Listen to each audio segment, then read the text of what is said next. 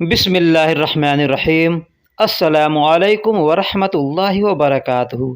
दोस्तों, कैसे हैं, क्या हाल है। उम्मीद करता हूं कि आप सब खैर वाफियत से होंगे। मैं मोहम्मद आलमगीर अंसारी। इस वीडियो में हम आप सबका इस्तकबाल करते हैं। वीडियो को शुरू करने से पहले आप हजरात से एक छोटी सी रिक्वेस्ट है। आप हमारे चैनल पर अगर नए हैं या पुराने हैं, चैनल को सब्सक्राइब नहीं किया है तो मेरे भाई, मेरे दोस्त, सबसे पहले चैनल को सब्सक्राइब कर लीजिए, वीडियो को लाइक कर दीजिए और दोस्तों में भी शेयर किया कीजिए। चलिए अब हम वीडियो को शुरू करते हैं। आज का पहला जुमला है मैं वहाँ था। मैं वहाँ था यानी ये बीते हुए समय के लिए है। मैं वहाँ था, चाहे वो बीता हुआ समय 1 घंटा पहले का हो, चाहे 5 साल पहले का हो, यानी जो कोई भी बीता हुआ समय है तो वहाँ के लिए हम इस्तेमाल करेंगे कुंत हुनाक। कुंत का मतलब होता है मैं था, हुनाक का मतलब होता है वहाँ, हुनाक का मतलब होता है वहाँ। मैं वहाँ था कहना होगा तो कहेंगे कुंत हुनाक। अगला जुमला लेते हैं तुम वहाँ थे।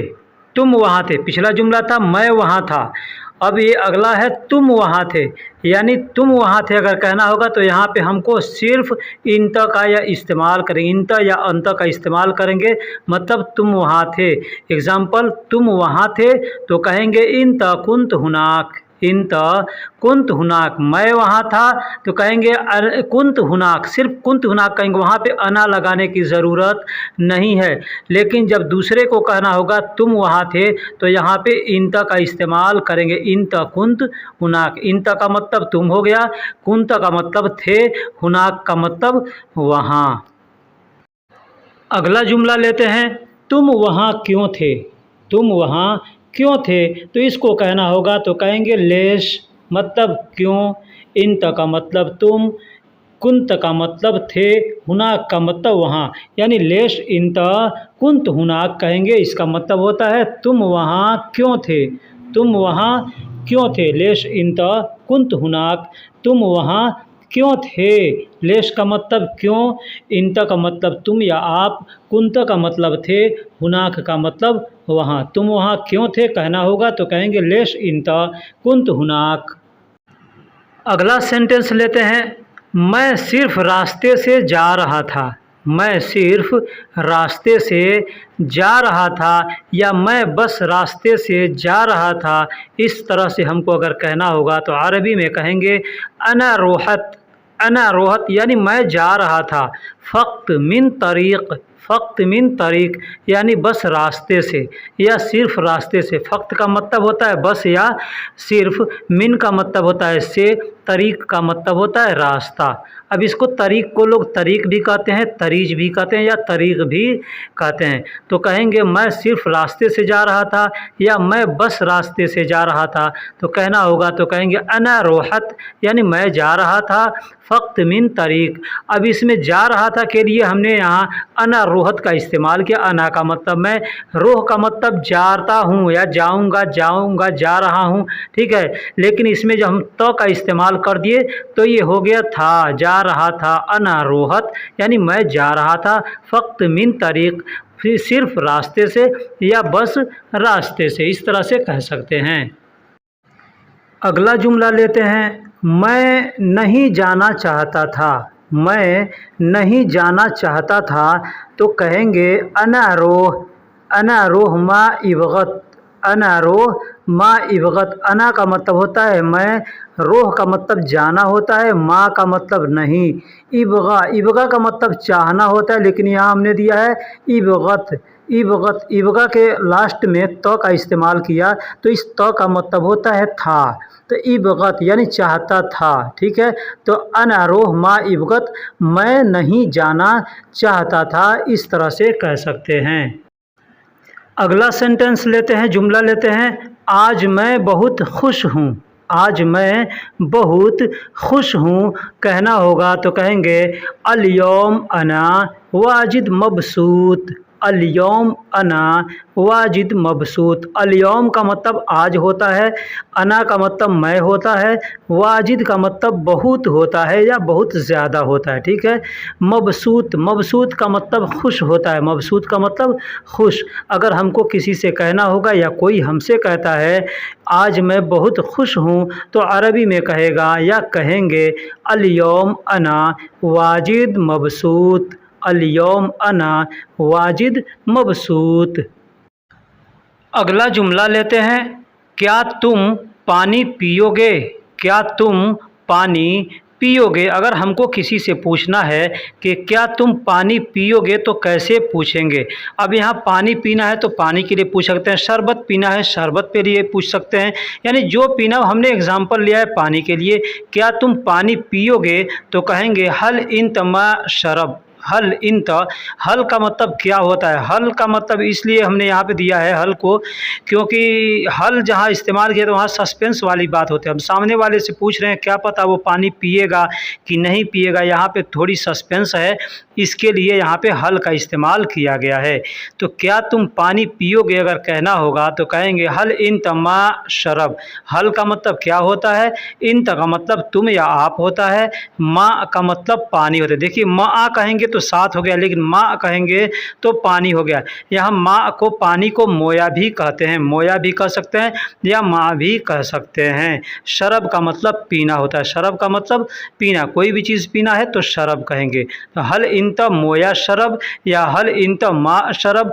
बहुत से कंट्री में माँ को, मोया को माई भी कहते हैं या मोए कहते हैं। मोए का मतलब भी पानी होता है, माँ का मतलब भी पानी होता है और मोया का मतलब भी पानी होता है, या बहुत सी जगह माई का इस्तेमाल किया जाता है। तो हल इंत माई शरब या हल इंत मोया शरब, दोनों में से कोई भी हम कह सकते हैं कि क्या तुम पानी पियोगे। अगला जुमला लेते हैं, नहीं मुझे शरबत चाहिए। नहीं मुझे शरबत चाहिए। देखिए ऐसा जुमला बोलने के लिए थोड़ा सा बोलना, बीच में रुकना पड़ता है, इसलिए कि अगर हम डायरेक्ट बोलेंगे नहीं मुझे शरबत चाहिए तो ये हो गया नहीं चाहिए। लेकिन यहाँ पे क्या है? नहीं, यानी कोई और चीज़ आदमी दे रहा है तो आदमी कहता है नहीं, मतलब ये नहीं चाहिए, मुझे शरबत चाहिए। तो यहाँ कैसे बोलेंगे? नहीं, रुक करके फिर बोलेंगे मुझे शरबत चाहिए। तो इसको अरबी में कहेंगे ला, ला, ला कह के थोड़ा सा रुकेंगे, उसके बाद कहेंगे अना इबगा आसिर। अना इबगा आसिर, ला का मतलब नहीं होता है, ला कह के रुक जाएंगे, फिर कहेंगे अना इबगा आसिर। अना का मतलब मुझे, इबगा का मतलब चाहिए और आसिर का मतलब शरबत होता है। शरबत किसी भी तरह का शरबत हो, जूस हो, उसको अरबी में आसिर कहते हैं।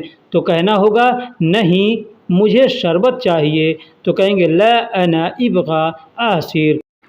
अगला जुमला लेते हैं, किसी से हमको कहना हो कि अच्छा मैं चलता हूँ, तुम बाद में आना। तुम बाद में आना तो कैसे कहेंगे?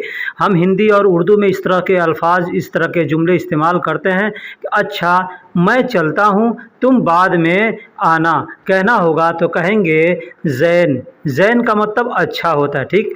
ज़ैन अना यल्ला, अना यल्ला यानी मैं चलता हूँ। इन तबादैन, तुम बाद में, ईजी मतलब आना, तुम बाद में आना। अगर इस तरह से कहना हो तो हम कहेंगे ज़ैन। ज़ैन की जगह पे हम चाहें तो कोइश का इस्तेमाल भी कर सकते हैं, ज़ैन का इस्तेमाल भी कर सकते हैं, तमाम का इस्तेमाल भी कर सकते हैं। बहुत से ऐसे अल्फाज हैं जो कि अच्छा के लिए इस्तेमाल किया जाता है, लेकिन हमने यहाँ ज़ैन का इस्तेमाल किया।